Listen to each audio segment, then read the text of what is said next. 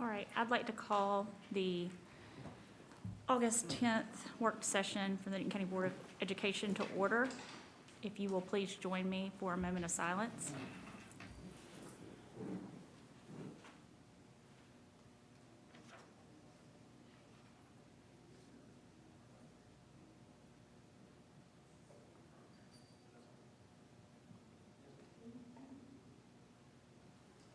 All right, please join me for the Pledge of Allegiance. Flag of the United States. Pledge allegiance to the flag of the United States of America and to the republic for which it stands, one nation, under God, indivisible, with liberty and justice for all.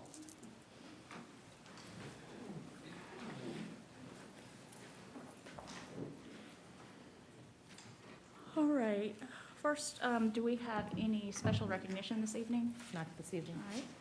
All right, public participation is up next. I believe we do have, It's gonna be Monica Flynn. okay. You wanna call her so we can read this aloud? So she can hear it? Monica Flynn.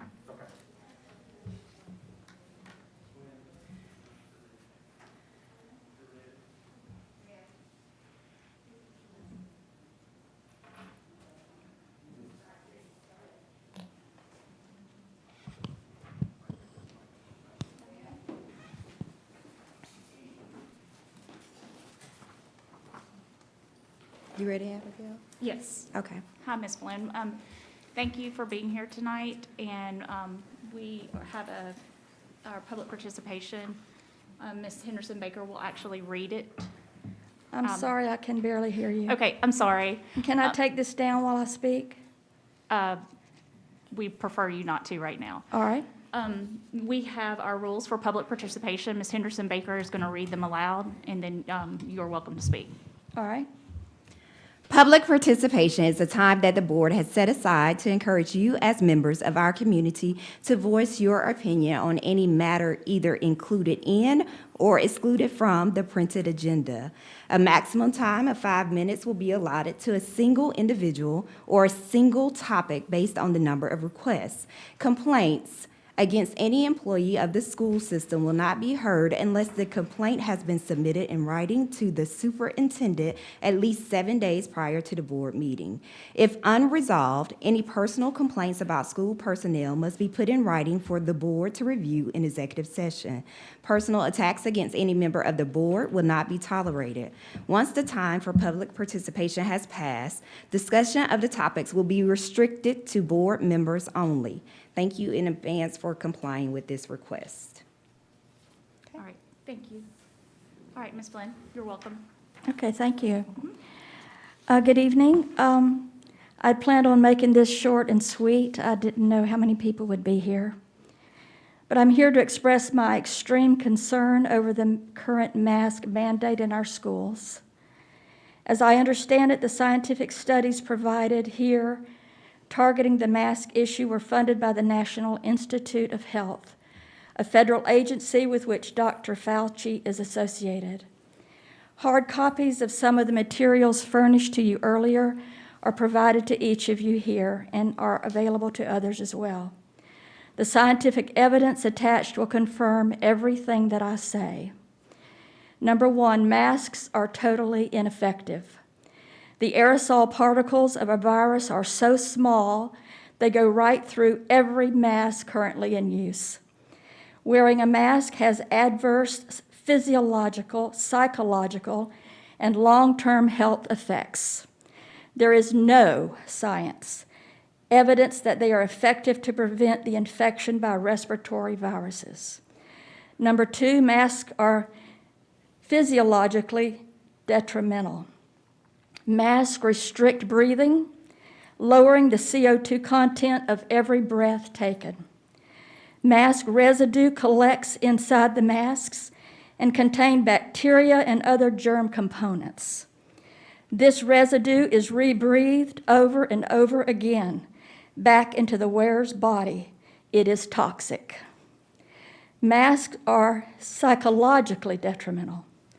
Masks negatively impact our human-to-human contact. They completely negate a person's facial expression. self-identity, and awareness. They are dehumanizing. They isolate.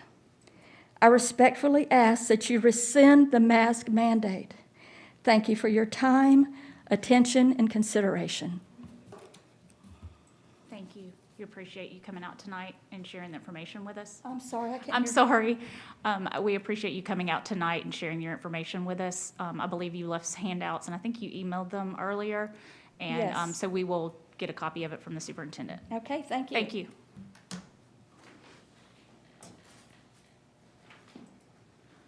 Is there any other public participation this evening? Okay, then we can move on to our approval of the agenda. Do we have a motion to approve tonight's agenda? So moved. Mr. Anderson Bailey, Second. second, Ms. Henderson Baker. All in favor? Aye.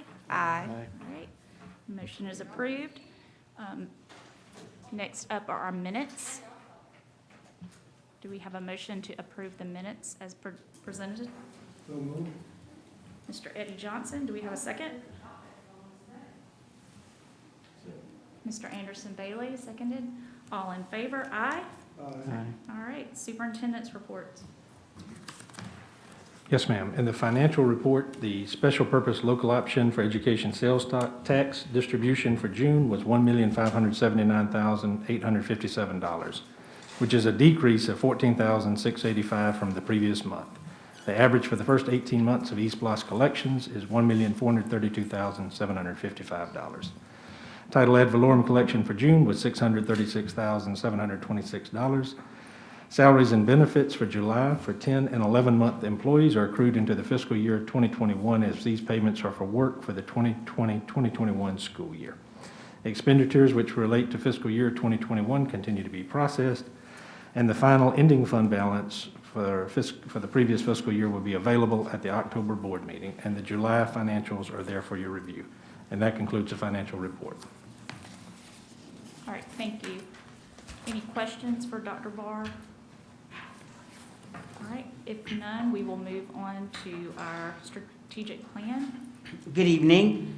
I will present highlights from the superintendent's report as it relates to the strategic plan. First, under student achievement and success, approximately 120 students in grades 6 through 12 participated in session 2 of the Jumpstart Summer Enrichment Program. Of these, approximately 70 middle school students attended the middle school program at Veterans Memorial Middle School, and approximately 50 students participated in the high school program at Newton High School. 18 high school students participated in person or virtually for ACT test prep. Non-ACT in-person participants enrolled in 3 daily courses from 9 a.m. to 1:45 p.m. Monday through Thursday. Breakfast, lunch, and transportation from satellite stops were provided for those in attendance. Under high-quality workforce, the Career Technical and Agricultural Education, otherwise known as CTAE, department personnel partnered with the Newton County Industrial Development Authority to present information to the entire CTAE teaching staff during the 2021-22 Pre-Planning District Professional Learning Day. Sarah Hall and Asher Dozier from the IDA spoke to teachers about economic development efforts within Newton County, the impact NCSS schools and programs have on the region's economic development efforts, and how the CTAE programs help recruit and retain companies in the area.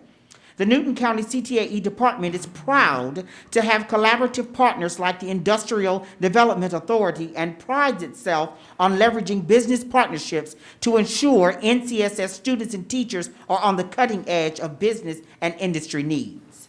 Under culture, climate, and communication, special needs preschool teachers and staff held a meet and greet on July 29, 2021. Teachers met their colleagues and learned a little bit about one another. Special needs preschool staff members were given updates regarding curriculum, state reports, upcoming trainings, and preparing for students' return. Teachers expressed enthusiasm for the startup of another year and all the new supplies received from recent funding for early intervention classrooms and instruction.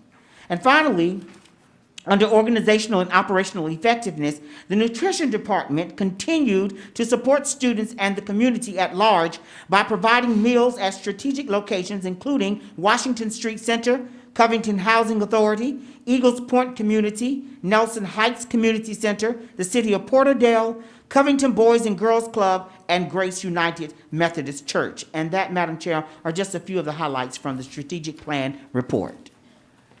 Thank you so much. Board members, do you have any questions? There are none. We will move on to the enrollment report. The enrollment report as of August 9th, 2021 shows that we have enrolled, as of that date, 18,790 students. Now, you may recall we were not in session last August this time, so we went back to 2019 to do the comparison. And so the comparison between 2019 and this year shows that there is a decrease presently of 480 students. And that's the enrollment report. All right, thank you very much. Any questions from our board members? All right, if none, we have no old business. We will move on to our new business. Item A, Dr. Barr. Yes, ma'am. In item A, the superintendent recommends the acceptance and use of 21st Century Learning Center grant funds. The total value of the grant funds is $1,400,000. As background, the 21st Century Community Learning Center program is a federally funded grant program supporting the creation of community learning centers throughout the country. The centers provide after-school academic assistance for children, especially those who are economically disadvantaged or face other barriers to success. The school system will utilize 4 grants, with the funds totaling the aforementioned $1.4 million to fund after-school programs for 600 students at 11 schools and the Washington Street Community Center. The schools include Alcovey High School, Clements Middle School, Cousins Middle School, Eastside High School, Fairview Elementary, Flint Hill Elementary, Hurd Mixon Elementary, Indian Creek Middle, Liberty Middle, Veterans Middle, and West Newton Elementary School. This deals with strategic goals areas 1 and 3, and the grant award notices are provided for your review, and that is item A. All right, thank you. Hey there. Do we have any questions by item A? There are none. We will move on to item B. And item B, the superintendent recommends the approval of a continued partnership program and contract with the Washington Street Community Center. The total contract value is $60,000. 40 students will be enrolled in the 21st Century program at this school. This deals with strategic goal area 1 and 3. Contract documentation is provided, and the funding source is as previously outlined. And that is item B. All right, thank you. Any questions about item B? If not, we will move on to item C. And item C, the superintendent recommends the media center furniture needed for Indian Creek Middle School be purchased from Meteor Education, LLC of Gainesville, Florida. The total cost is $47,477.55. As background, individual schools are allowed the flexibility to use their allotted L4 GA grant funds in a way that supports literacy. Accordingly, Indian Creek Middle School has chosen to utilize Meteor Education to transform their media center into a learning commons that will be attractive to all students. This deals with strategic goal area 1 and 4. Purchase documentation is provided, and the funding source is as previously outlined. That is item C. All right, thank you. Any questions about item C? There are none. We will move on to D. In item D, the superintendent recommends the data analytics software needed for the school system be purchased from Forecast 5 Analytics of Chicago, Illinois. The total cost is $103,407. Forecast 5 is a powerful data analytics tool that allows K-12 schools to leverage the power of data to find new resources, increase operational efficiency, and strengthen decision-making processes. This deals with all 4 strategic goal areas. The purchase documentation is provided, and the funding source is ESSER 2 funds. And that is item D. All right, thank you. Do we have any questions about item D? If there are none, we will move on to item E. In item E, the superintendent recommends the talent management software needed for the school system be purchased from Power School of Folsom, California. The total cost is $59,135.70. The Unified Talent Ed System is a comprehensive talent management platform and includes an electronic application, job posting board, hiring, and onboarding platform.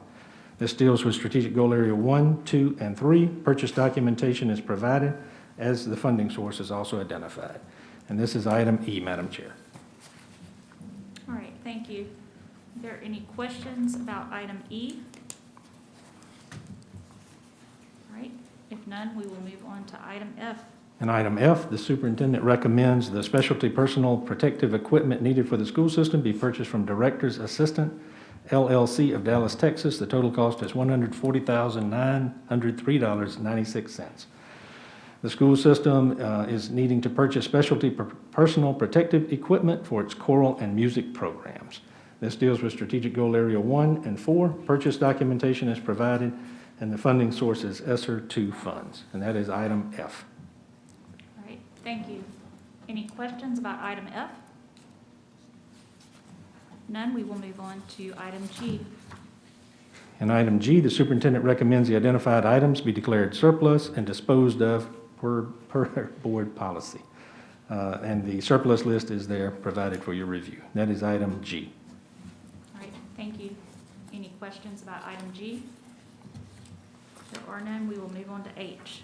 In item H, the superintendent requests authorization to employ and transfer staff during the first month of school as enrollment and class size equity within the district demands. And this deals with all 4 strategic goal areas, and that is item H. All right, thank you. Are there any questions about item H? If none, we will move on to I. In item I, the superintendent recommends the Newton County Board of Education support the work embedded in the Georgia Vision Project for Public Education. The strategic goals in the Newton County School System Strategic Plan are aligned with the recommendations of the Vision Project, all of which will support our work to ensure all students are well-rounded and prepared for the future. Madam Chair, that is item A. It's item I. Thank you. Are there any questions about item I? None, we will move on to item J. In J, following review and discussion of upcoming training sessions, the superintendent recommends the approval of the completed proposed local board training plan, and that is item J. All right, thank you. As I mentioned earlier to the board members, you do have a copy of the, what they are offering this year. We need to complete that next week, so if you could take a look at the dates and items or topics. Appreciate it. All right, moving. Uh-huh. Do we have to complete it for the year? Do you have to complete the training for the year? Yes, all the training. Yes, we will have to, but we'll choose our whole board training that we go to together, and then we can individually complete the other hours. I've got to ask them that the remaining courses, other than the whole board training, be completed next week. Oh, no. I'm sorry. It's just that we have the information. You can look in, if you have any dates that you do not or cannot attend the whole board training. Madam Chairman, we actually would like for you to put your plan together because it has to be submitted to the state. And they have a process. If the plan changes, we have to come back and amend the plan. So, yeah, we do want you to look at between now and next week. And it's kind of early. I think the date is extended. So if we can't get it completely finished, we cannot submit it, come back, and you'll have a little bit longer time into September because the report has to be submitted, Geneva, at the end of September, correct? So we're a little bit early, but we want you to definitely put the whole plan together. And then if you change your mind, we can amend it later on. Madam Chair, I have a question. Yes. It was mentioned about the evaluation, superintendent evaluation and stuff, and having somebody to come in and kind of Yes. train us on that. And I said that would be the work of GSBA. You could use that as your whole board training. Correct. That is not going to be listed on this because they're the only people that are authorized to provide that type of information. So it would be a separate cost. So if you wanted to do that as your whole board training, instead of looking at the generic ones on this sheet, then that is certainly welcoming. I can reach out to Dr. The GSBA staff to do that. Yeah, Okay, and get a cost. all right, thank you. And they'll come to us. We don't have to go to them, so they'll come to us. All right. And that's gonna be Dr. King. All right, thank you. All right, any other questions for item J? If there are none, we will move on to K. And item K, the superintendent recommends the approval of policy GARHB. As background, on May 5th, 2021, Governor Kemp signed House Bill 146 to provide 3 weeks of paid parental leave for state employees, including employees of local boards of education. This policy addresses the requirements of that law. This deals with strategic goal area 4 and 2, and the policy is there for your review, and the board board action will be requested on this item next month, Madam Chair. Item K. All right, and next month, as in September, not next week, correct? Right, yes, ma'am. All right. Any other questions about item K? If none, we will move on to item L. And item L, the superintendent recommends approval of personnel recommendations as discussed in executive session. All right, do we have a motion to approve item L? The rest of the items we will take up next week at our board meeting for vote. But this is the only item that we have to take action on tonight. So do we have a motion to approve item L? So moved. Mr. Trey Bailey, Mr. Eddie Johnson, all in favor, aye? I had a discussion. Oh, I'm sorry. On this, is this gonna be next week? Yes. Okay.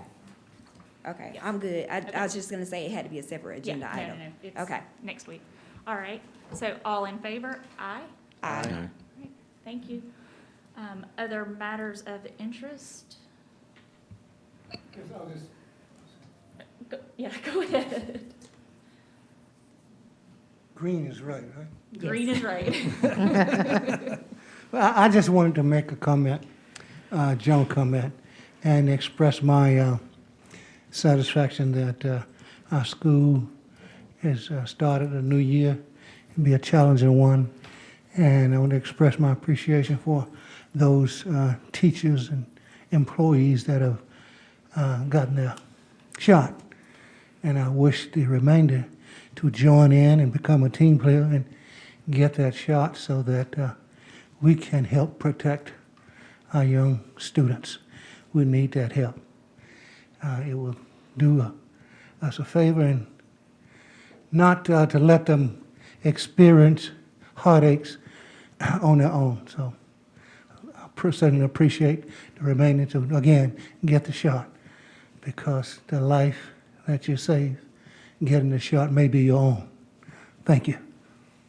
Thank you, Mr. Johnson. Anyone else? I have something, Madam Chair. Okay. I have a request. If the ELT, or Ms. Fury, if you guys can put this together, I think it would be awesome and help the parents for a video. Remember last year I kept requesting about videos being out to just be informative and transparent to parents of what they need to do. So if your child is sent home, either because they are positive or they're having to quarantine, what should happen in terms of their work? I think people are getting different messages. So, and I know, like, you know, third grade or second grade and under may be different from third grade and higher. So if we can have a video and link that Mrs. Party to the website, like what to do if your child is out for this grade, this is what should happen, next steps, like either you receive packets, whatever it is they do. I think it's helpful and will keep them knowledgeable, because I think different schools are doing different things and different people are saying different things. And so when you look at that feedback in the community, it's mixed messages. So if we could just have a what to do link and video. All right. Great idea. All right, anything else? If not, do we have a motion to adjourn? So moved. Mr. Johnson and Mr. Trey Bailey, all in favor? Aye. Thank you, we're adjourned. Thank you.